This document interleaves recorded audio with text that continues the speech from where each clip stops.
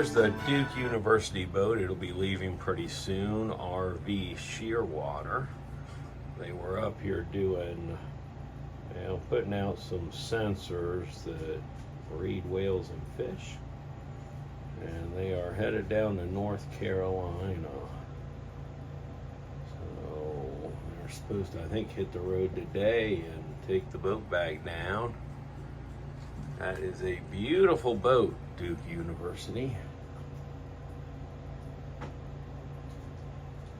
RV Shearwater. We're going to try to get video of them leaving the dock when they do, but I keep missing out on that pretty much every time a boat leaves the dock. Last time I got it, I got the Osprey, and then I dropped my other phone right in the drink, actually right where they're sitting, 10 foot down. That phone just like, I thought I lost a vape. I was like, man, I was so upset that once I realized it was a phone and not the vape, I was a lot less upset. I just couldn't wrap my head around, damn, a phone costs a lot more than a vape. A lot more. So yeah, iPhone, see you later. In the drink you went, 10 foot down in Davy Jones' locker. So we'll try to catch them as they leave, guys, and stay tuned, and maybe not.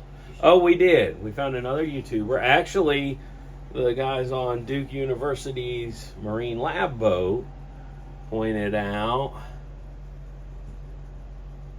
that's the Nina. I'm pretty sure it's N-I-N-I, maybe. I don't know. It's hard to read, but they're over there.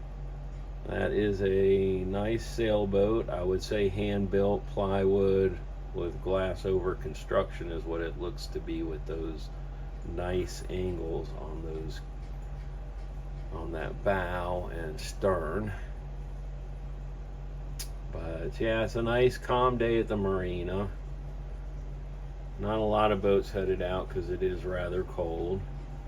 I thought we were sinking last night when I woke up and put my foot in the water, but I put my bed shoes on and I thought, boy, it feels squishy like a waterbed, and I tapped my foot and I heard, splashing sounds, which is never good on a boat.